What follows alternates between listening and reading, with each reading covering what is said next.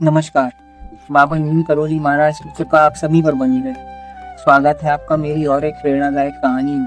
कहानी को पूरा सुनिएगा क्योंकि इसमें छिपा है जीवन का एक बहुत बड़ा सच। एक बार की बात है, एक नगर में एक सेठ रहता था। वह बहुत पापी था। लोगों को परेशान करना और गलत तरीके से धन कमाना ही उसका काम था। उसने लगभग अपने जीवन का आधा हिस्सा पाप करने में ही गुजार दिया था। एक दिन उसके नगर में एक प्रसिद्ध कथावाचक आए। घर वालों ने सेठ से कथा सुनने के लिए कहा, लेकिन सेठ ने मना कर दिया। लेकिन जब घर वालों का दबाव पड़ा तो सेठ भारी मन से कथा पंडाल पहुंच गया। कथावाचक कथा कह रहे थे, सेठ वहीं बैठ गया। प्रसंग चल रहा था। जो व्यक्ति बुरे कर्म करता है उसे नरक में भयंकर यातनाएं सहनी पड़ती हैं। और कथावाचक ने नरक का जो वर्णन किया था कि नरक में क्या क्या होता है, वह बहुत ही भयावह था और डरावना था। खौलते गर्म तेल की कढ़ाई में डाला जाता है, भयंकर बदबू आती है, भयंकर मगरमच्छों के बीच में छोड़ा जाता है, बहुत कष्ट होता है। यह सब सुनकर सेठ एकदम डर गया और कथा को बीच में ही छोड़कर घर वापस आ गया। उस दिन उसने किसी से बात नहीं की। सोने गया तो उसे रात भर नींद नहीं आई। सपने में केवल उसे नरक की यातनाएं दिखाई देती रही। वह बहुत डर गया। अगले दिन वह सीधा कथावाचक के पास गया और कथा समाप्त होने के बाद उसने कथावाचक से गंभीरता से पूछा कि क्या कोई उपाय है जिससे ये पाप कर्मों का प्रभाव खत्म हो जाए।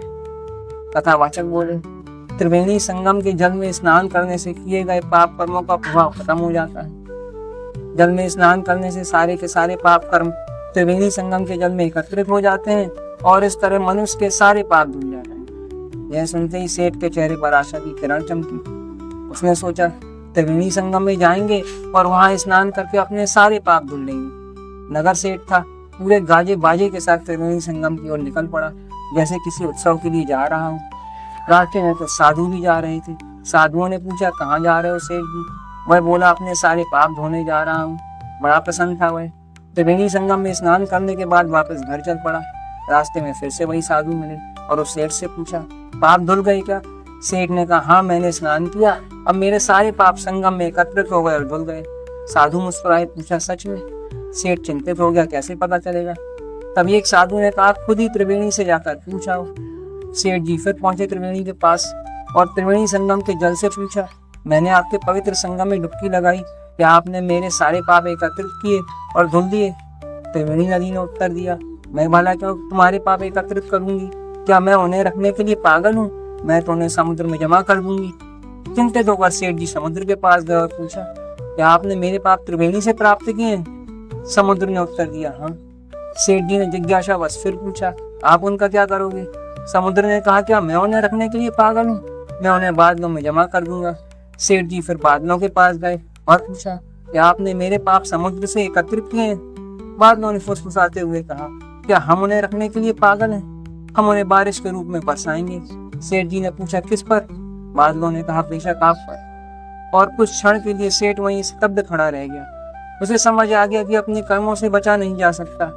चाहे हम कहीं भी चले जाएं, हमारे कर्म हमारे पीछे पीछे चलते रहते हैं। और उस दिन से सेठ ने पाप का रास्ता छोड़ दिया और जीवन बदल दिया। तो दोस्तों, यह कहानी सिर्फ सेठ की नहीं है, यह हर उस इंसान की कहानी है जो सोचता है कि कर्मों का हिसाब नहीं होता। लेकिन याद रखिए, ब्रह्मांड सब देखता है, कर्मों का बराबर हिसाब करता है। जो हम देते हैं वही लौट कर आता है और यही कर्मों का सिद्धांत है और यही जीवन का अटल सत्य है। तो आशा करता हूँ मेरी और एक कहानी आपके लिए प्रेरणादायक हो। कैसी लगी मेरी ये कहानी कमेंट्स करके जरूर बताइएगा। मेरी कहानी को लाइक और शेयर भी करिएगा। मेरी ऐसी और भी कहानियों को सुनने के लिए मेरे चैनल को सब्सक्राइब भी करिएगा। धन्यवाद।